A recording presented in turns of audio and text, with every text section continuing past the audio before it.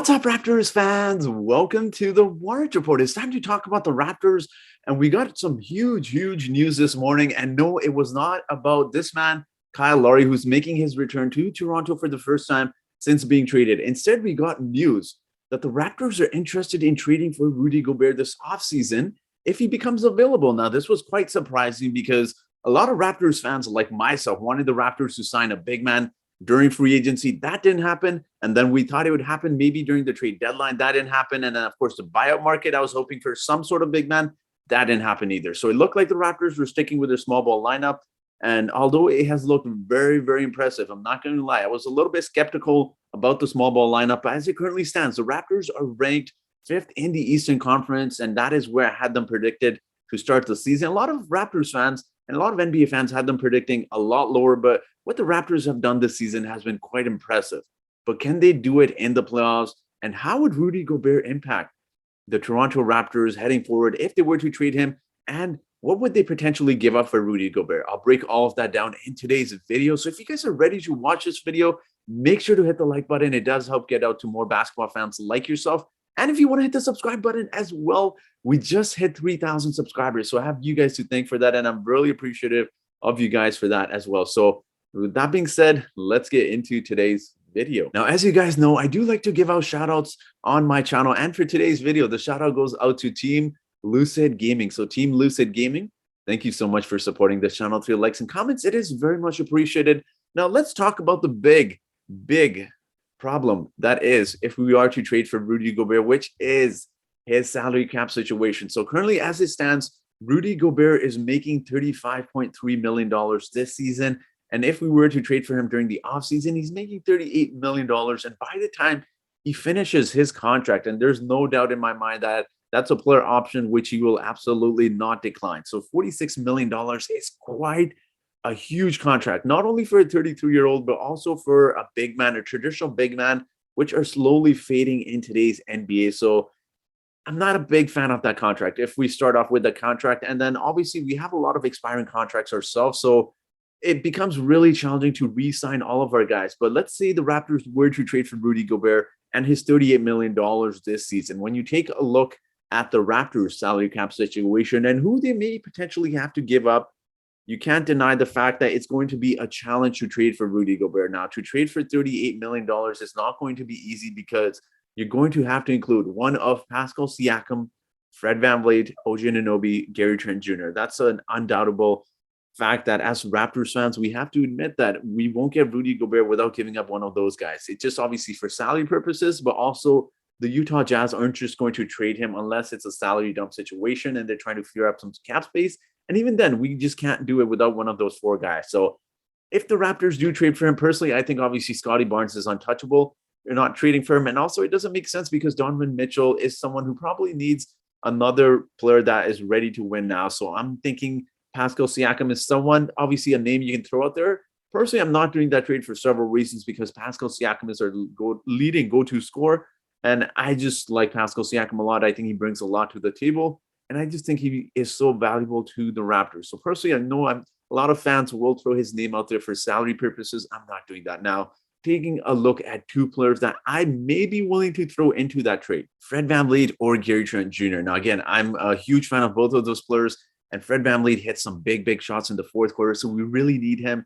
And we do have to be honest, though. Trading one of those two players because their contracts will be coming off after next season. They both have player options, which they undoubtedly will decline and will be getting a pay raise very easily. So again, it becomes challenging because it's so difficult to part with any of these players we have, but you have to definitely throw in some players. So I know this is going to be an unpopular opinion. I'm thinking maybe Gary Trent Jr. Again, it's very challenging to really just throw Gary Trent Jr. into this trade, but he's making $17 million. And then we would still have to include another $20 million or so. And where does that come from? Do you throw in Cam Birch? Do you throw in fillers? Even then, it doesn't complete the trade. So, and trading Fred VanVleet is very difficult as well because he is our point guard. I know the ball moves a lot better when he's not on the court, but he is that guy who can make some big shots and down when we really need it. So again, you throw in Fred VanVleet, you still need about another $16 million. And where does that come from? It just becomes really challenging to trade for Rudy Gobert unless it becomes a three-way trade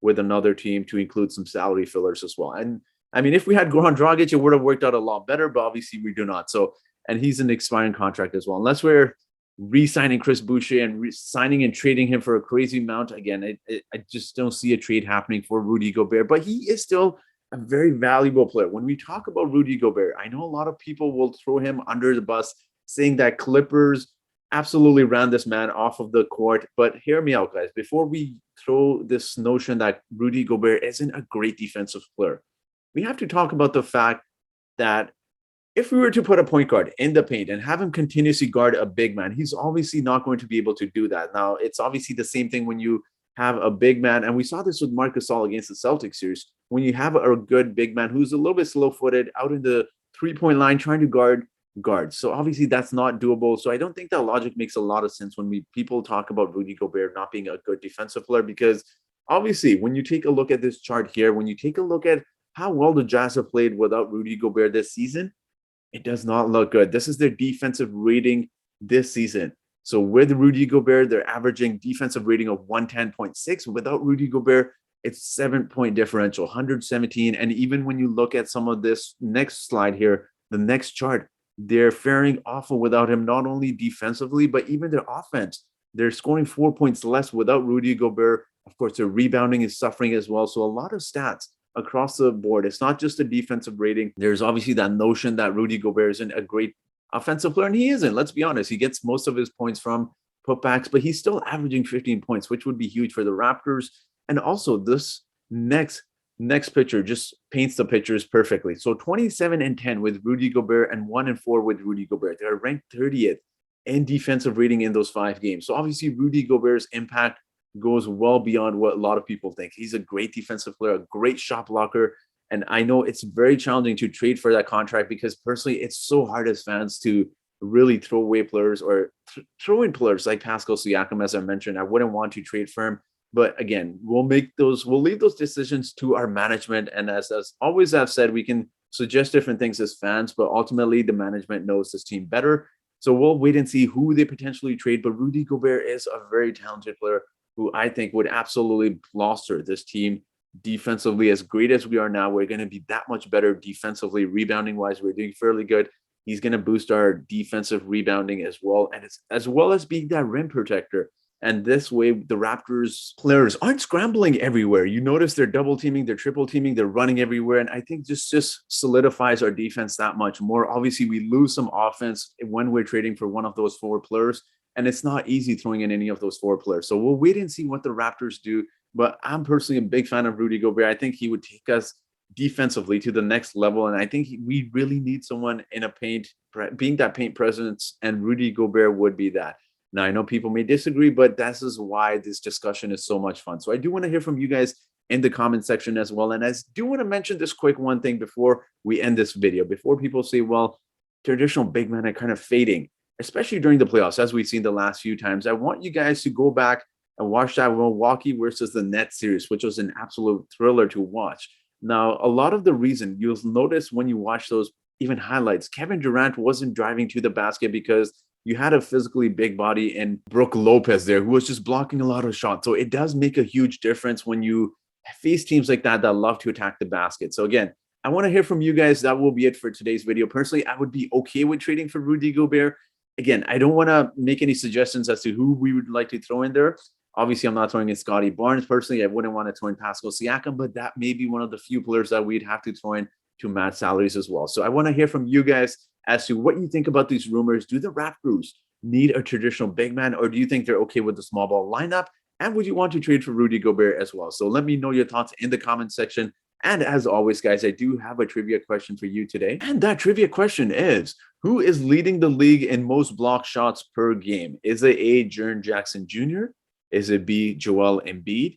Is it C, Rudy Gobert? Or is it D, Jakob Poeltl? So whoever answers this question correctly first in the comment section gets a shout out in my next video, guys. So again, I just want to thank you guys for the 3,000 subscribers mark. It is awesome. I will be coming out with a lot more Raptors content, so stay tuned for that. And that will be it for today's video, guys. So thank you so much for watching, and I hope you guys have yourselves a great day.